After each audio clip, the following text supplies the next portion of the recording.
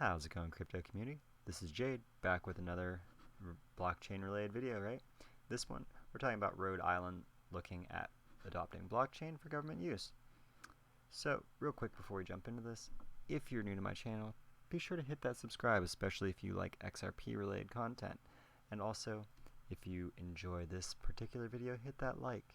And don't forget to ring that bell if you want more blockchain and crypto related content, right? So, jumping into this article from Daniel Kuhn, Rhode Island issued a request for proposals aimed at exploring the viability of blockchain technology to improve state operations. This comes on the heels of states relaxing certain security laws for blockchain businesses.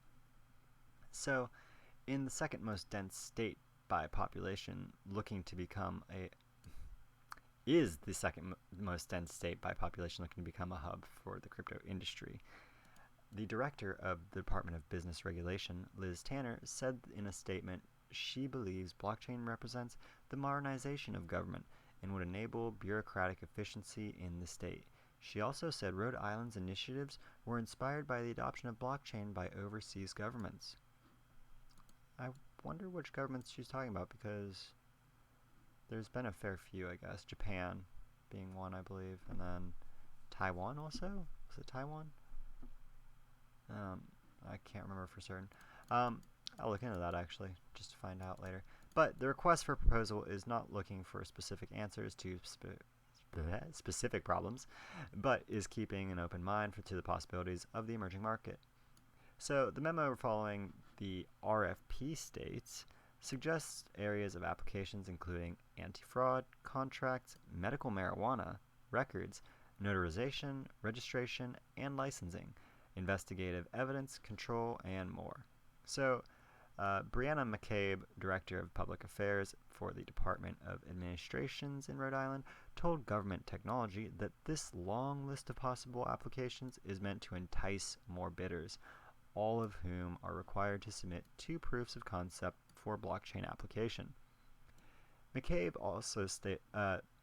said state officials did not want to stifle the ingenuity of the industry by limiting the scope of the RFP. It's only after the state received proposals that they can conceive of what the technology offers, with proof of concept. So Rhode Island can gain a better understanding of the maturity of blockchain technologies and platforms, as well as potential suitability in state government operations, the memo stated. So, the proposal will be reviewed by a technical evaluation committee composed of staff from various state agencies. The initial contract period is estimated to begin on August 13th for a time period determined by the winning bids, according to the RFP.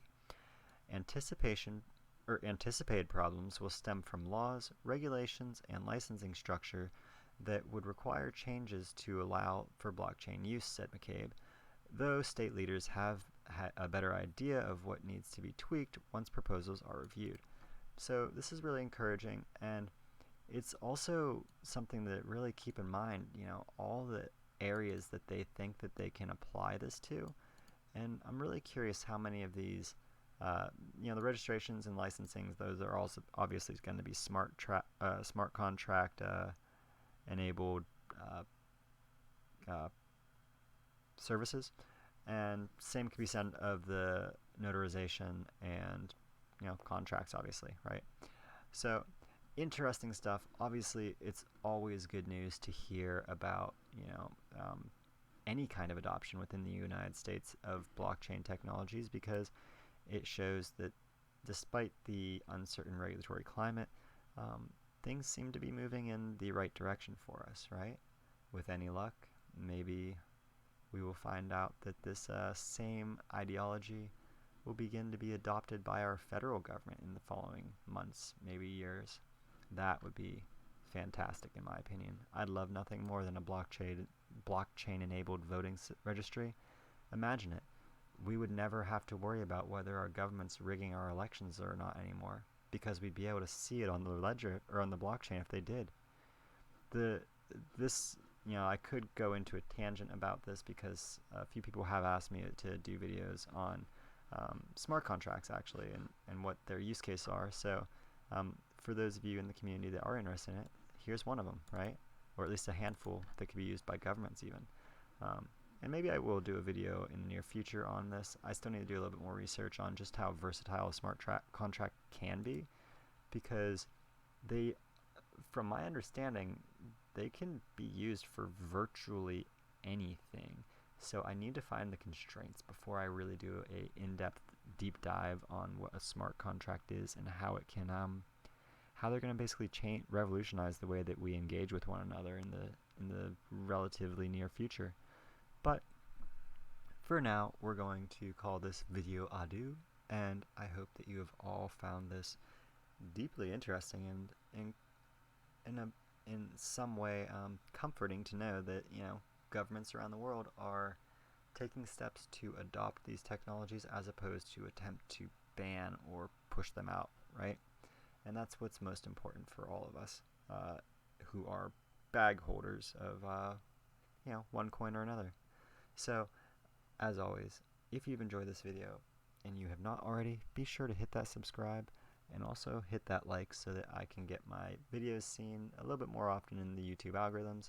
And if you really enjoy this content, don't forget to ring that bell so you can stay up to date with all my future content.